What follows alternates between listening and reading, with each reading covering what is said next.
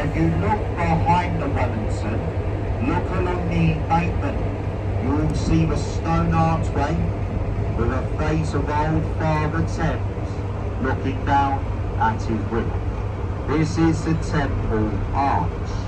It's a boundary line between the city of Westminster, we are just leaving, and we now enter the 1 square mile city of London, one of the world's smallest capital cities. And if you keep your attention here to your left, see that red telephone box? Well, there used to be hundreds of these here in the city of London. However, only one remains though, soon to be converted into a 2-bedroom apartment complex in Riverside. Now if we take a look here to our right, ladies and gents, you will see the brick building here. Look at the roof, you'll see the tower. Look at the windows. OXO. So many of you know who OXO are. If you don't, they're a company who make gravy stock cubes.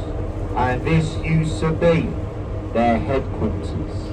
It was built in 1932. And believe it or not, this was one of the tallest buildings in London. But if you take a moment and look around you, you can see something has clearly changed in the last few years.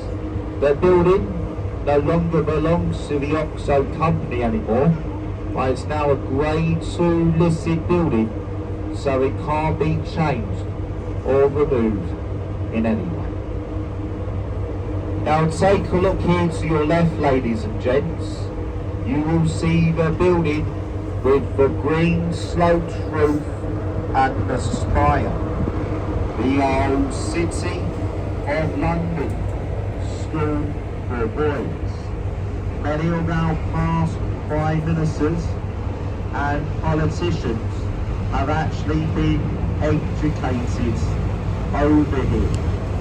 This is where they used to teach you how to lie and cheat.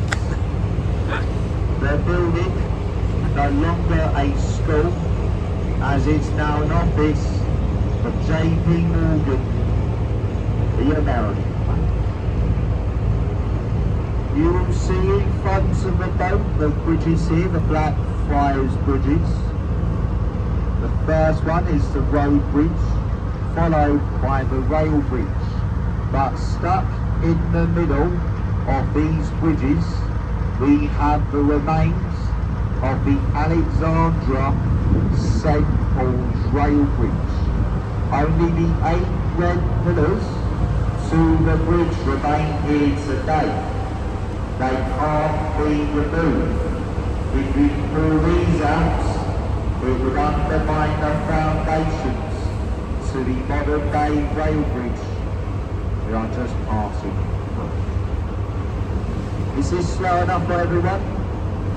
Okay. Now here to your right, the building with the chimney stack and the glass roof, once the Bankside Power Station.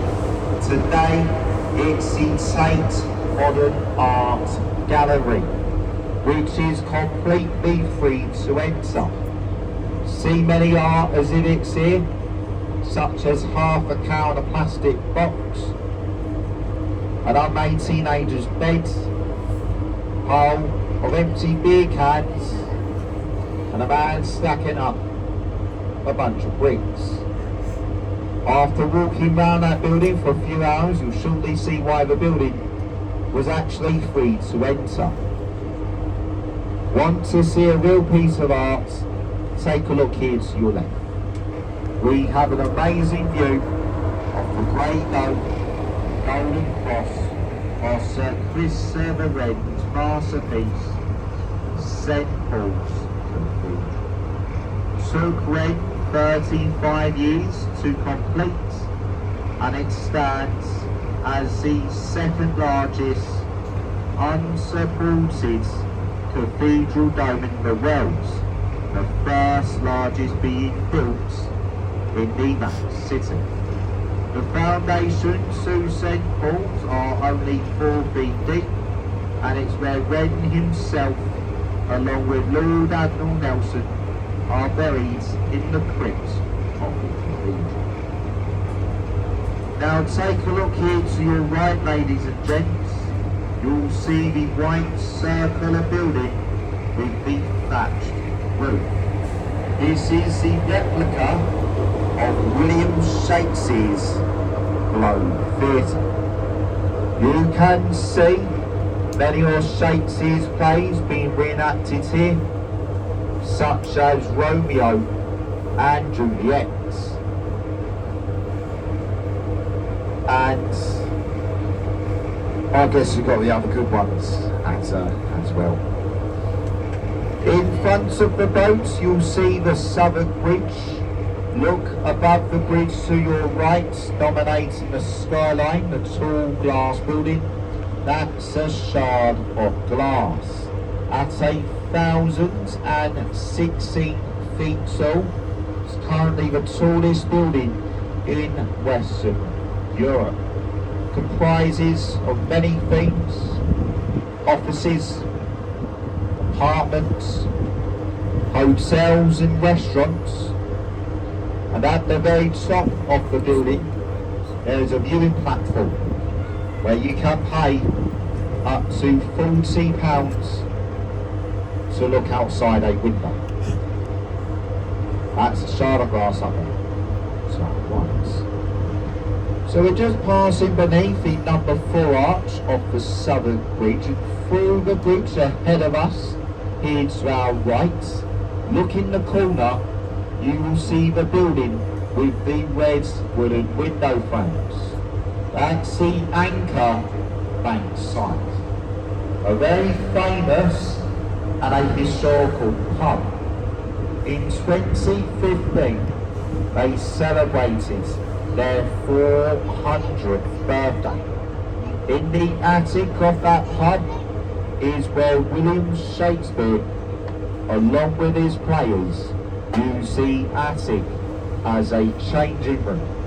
The original Globe Theatre stood behind that pub in a place called Park Street. So we're going to pass beneath the Cannon Street rail bridge. This is the last rail bridge we will be passing under today. There are no more rail bridges over the River Thames anywhere further down. The trains are underneath the river in the tunnels. Ahead of you, here to your right, you see Pittsburgh School. Look between Pittsburgh School and the building that's currently getting demolished. You will see a sailing ship.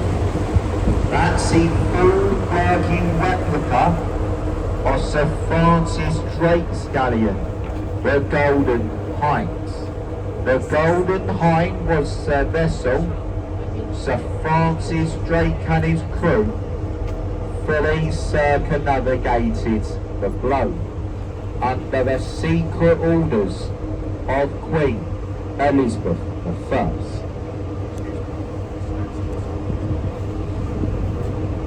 Keeping your attention here to your right, look between the 2 buildings and behind the trees, you're going to see the church here. That's the Southwark Cathedral. There's been a place of worship here since the 12th century, and this is where John Harvard was baptised, a son of a local butcher who left England and he moved to America, where he founded the Harvard Library, which is now the Harvard University, Massachusetts, USA.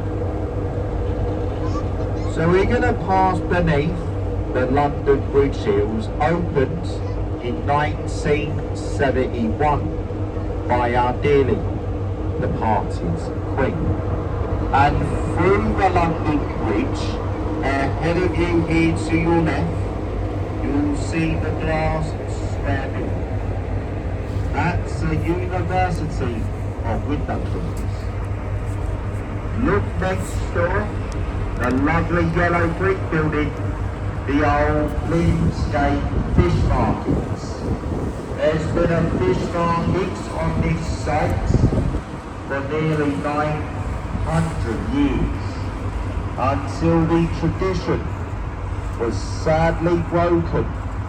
They had to move to larger premises and a part of East London, which is called Docklands. Today that building is a private function. Now, as you can see, there are two ships in. The one on the right, the C-35, the HMS Belfast. She saw action throughout the entire Second World War and was decommissioned from the Navy in the late 70s and was brought in by the Imperial War Museum. Today, she rests peacefully here as a maritime museum. Laying alongside the Belfast, we have another ship. This is an Indian warship which arrived some point last week. That's all I can tell you, if I'm honest. I don't really know a great deal about it. I don't even know when she arrived or when she will be leaving us. We don't really get told anything because of the security reasons. Ahead of you, there to your left hand side, you'll see the world famous Tower of London. The Tower of London's been many things in its history: a royal palace, a fortress, a prison, an observatory, a mint, and even a zoo. Today, it's a museum. The Tower of London actually has one of the oldest military ceremonies in the world. It's called the Ceremony of Keys. This is where they close the Tower of London every single night at exactly 10 o'clock. The Chief Yeoman Warder marches down to the main gates holding a set of keys.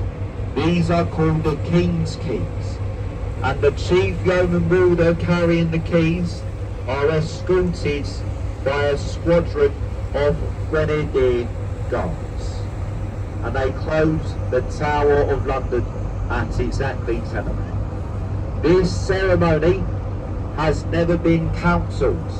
Nothing will ever stop it. Not a COVID pandemic, not even a bomb. As during the Second World War, the Tower of London actually took a direct hit. And the ceremony wasn't cancelled, it was only late by 7 minutes. This is the only time the ceremony has ever been late. You'll see in front of the boats the Tower Bridge, a twin and a suspension bascule bridge. What I mean by a bascule bridge, basically a giant drawbridge. The centre arch of the bridge raises in two sections to allow larger shipping through the upper wall. When we pass through the Tower Bridge, we will be leaving the City of London behind us and entering the Docklands area, where we actually come to our next scheduled stop. That's the Butler's Wall Pier, the Tower Bridge stop. Now please look at your tickets very carefully. Let me give you the information about them. If you have a river pass or a Greenwich ticket, just stay on board this boat. We'll be making our way down to Greenwich very shortly. If there's anyone on board with a Butler's Wall, Tower Bridge or a Top View ticket, return, round trip or single, you do leave us here and you change boats. The next boat to depart will be leaving here at 2 o'clock. After 2 o'clock, boats are every 40 minutes throughout the day, with our last one is at 4:40. Now we do insist all passengers do remain seated so the boat is safely moored alongside the pier, as we do have the high-speed craft flying up and down the river. It's just why we head into the pier. So as soon as you take the photos, just take to a seat just while we head into the pier. If you're staying on Greenwich, I'll be back here in a few minutes. If there is anyone leaving us here today, look around you, make sure you have your personal items. Phones, wallets, handbags, husbands, other people's husbands if you prefer. Unless you'd like to take me, of course. I'm available. Anyone like to take me? Just one more thing, if you are leaving us here at the tower, I do hope you enjoyed your trip today on board the Sardine. Now, as I pointed out earlier on, you probably guessed, not a professional guide, I'm just one of the crew. We try and do these little talks with you to make your trip a little bit enjoyable. And if by succeeders and anyone aboard has listened to the commentary you enjoyed it, like to show any appreciation, you can, as you leave the boat by the exit, I'll be standing there with our silver bucket, just our little silver bucket. Just like to thank you all for your kind attention throughout the commentary. Thanks for listening. Thank you.